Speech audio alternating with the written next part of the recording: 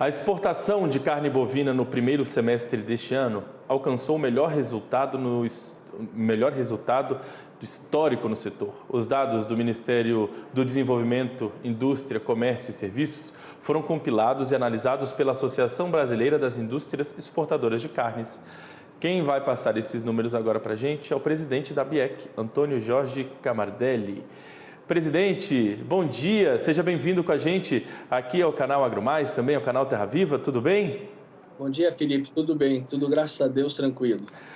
Bom, presidente, eu queria que o senhor trouxesse para a gente então um pouquinho desse cenário, de quanto foi esse aumento aí, que bateu um recorde, se houve um crescimento em quantidade, mas também em faturamento. Traz esse cenário para a gente então.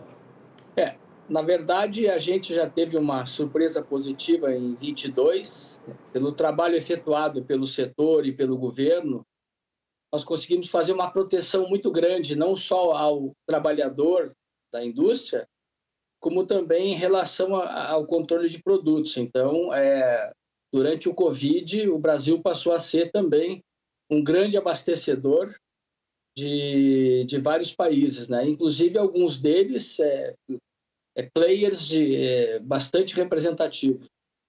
E esse ano, fruto também dessa integração cada vez melhor entre a Apex, Ministério de Relações Exteriores e principalmente o MAPA, por conta dos acordos, a gente tem avançado bastante em aprovação de outros produtos e conseguimos aí essa marca inédita, né, de 5,6 bilhões de dólares no semestre, e 1,3 milhões de toneladas equivalente carcaça. Então, de fato, um grande resultado e que espelha o sucesso da cadeia como um todo.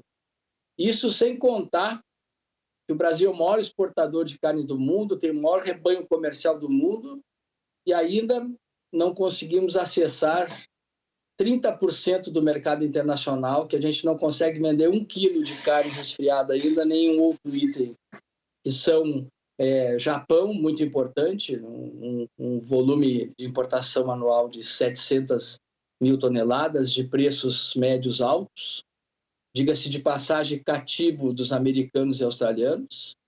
Em segundo fica a Coreia do Sul, mercado de aproximadamente 600 mil toneladas também, cativo de americanos e de australianos. Depois, na sequência, a gente tem um embate bastante positivo com o Vietnã, da onde a gente espera algumas notícias positivas esse ano, e por fim a Turquia, e esses representam o percentual que eu coloquei, e a gente ainda não exporta nenhum quilo de carne. Então, esse é o nosso trabalho, essa é a nossa busca, e com certeza a gente pode ainda ter números melhores, né, conseguindo os objetivos traçados conjuntamente para poder acessar esses mercados importantes. Então, presidente, só para reforçar, 1,29 milhão de toneladas, né, nesse primeiro semestre. Isso.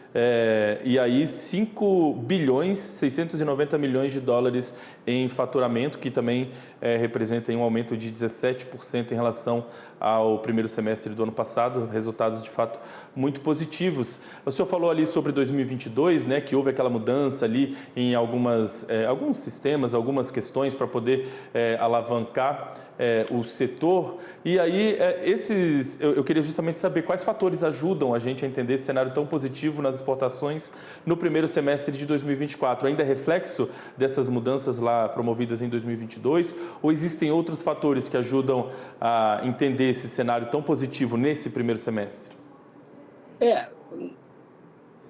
Na verdade, a gente pode falar que a eficiência como um todo, né? Se tu tiveres aí, o que é mais importante para nós? É o fornecimento da matéria-prima.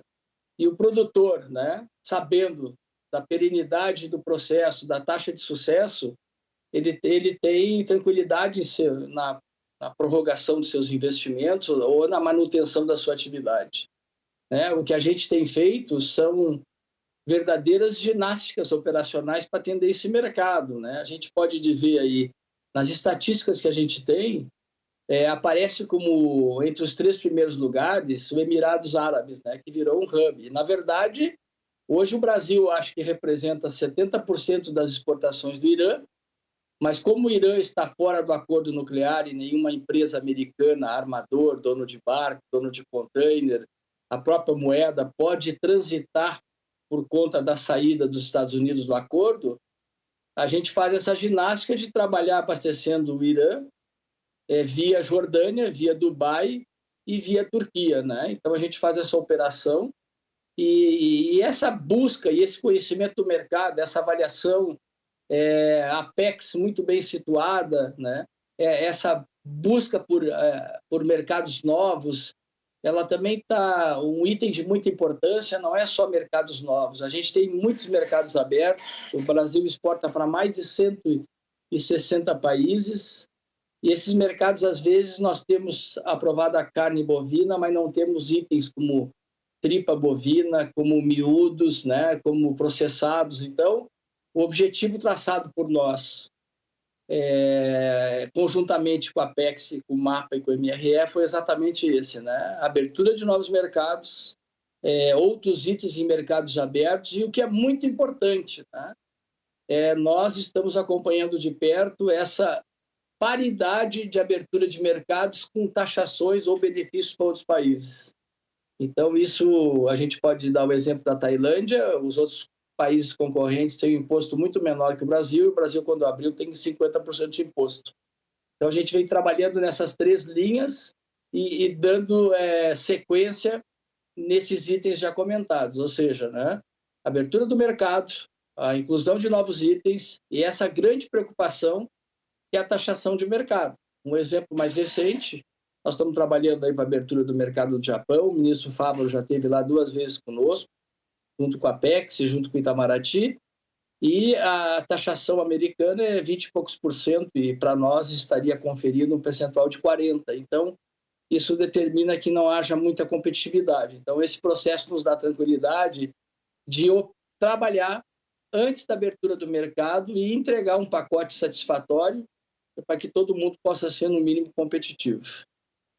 A gente vê, então, esse resultado tão positivo e algumas pessoas podem se perguntar assim, esse aumento nas exportações de embarques, ele não compromete o abastecimento interno, né? Não, são coisas que não estão uma prejudicando a outra, são 2 movimentos que não estão opostos, né? O aumento das exportações não significa que nós estamos comprometendo de alguma maneira o abastecimento interno de carne bovina, né?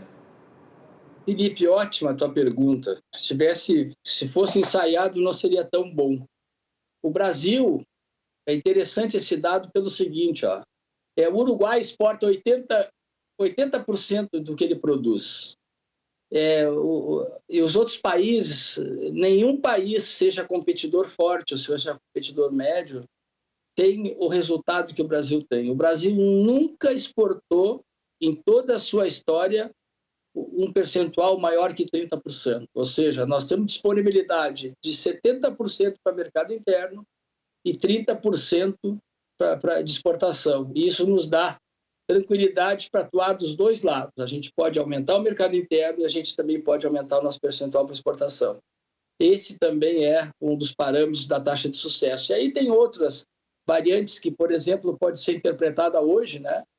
Que é o caso de grandes players que têm problema de tamanho de rebanho, né? Austrália, Canadá, Estados Unidos, o Brasil tem o maior rebanho comercial do mundo, né? A inflação pontual num país, como o caso do Japão, também favorece esse processo. O interessante também é a maneira como a gente trabalha, né? Nós acompanhamos o mercado mensalmente, quinzenalmente a gente fecha números também, e a gente sempre fica atento onde o Brasil ganhou mercado, quem perdeu esse share e por que perdeu. Não basta só assumir uma posição de liderança no mercado, tem que saber quais foram os problemas e o que aconteceu com os outros países que deixaram de figurar, né, nas colocações que tinham anteriormente.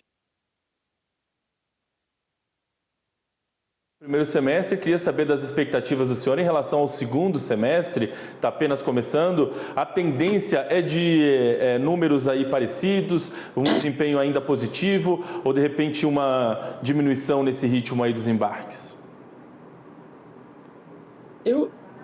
Eu acredito que a gente pode alcançar o mesmo volume e o montante do ano de 2022, quando a gente chegou aos 13 bilhões. Tá?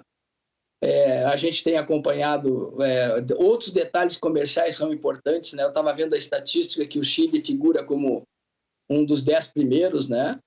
Sempre as festas da República no Chile são em setembro, então a gente vende mais antes. Agora começa essa luta no sentido positivo, né? Que os chineses começam a se programar para o ano novo deles, que vai ser em janeiro ou fevereiro. A gente tem que calcular todo esse deadline, trânsito de navios, oportunidades para poder distribuir esse produto. Então, cada país tem seu detalhe. O Irã, como eu falei anteriormente, a China, mas a gente tem que parabenizar todo mundo, do produtor até o dono do container, porque, usando como parâmetro, Felipe, o Brasil tem exportado 100 mil toneladas de carne por mês para a China. Isso significa que a gente está abatendo 600 mil boi em média por mês, única e exclusivamente para a China. São 4.400 containers por mês. Isso dá o tamanho de uma necessidade de logística operacional que é o resultado do trabalho de todos, cada um fazendo a sua parte, né, desde o produtor. E aí a gente fala do bloco completo, do produtor tem o embarque, tem o bem-estar animal. Quando esse animal chega, ele é 100% feito pela Inspeção Federal. O Ministério da Agricultura tem um veterinário, para cada planta tem um inspetor fazendo seu trabalho de controle, né? Toda a inspeção antimorte é feita, depois da pós-morte também. Então, é esse trabalho conjunto, né? É a ajuda de vocês também, que estão sempre junto conosco aí para poder divulgar e nos ajudar dentro desse processo. E vamos rumo a bater mais um recorde.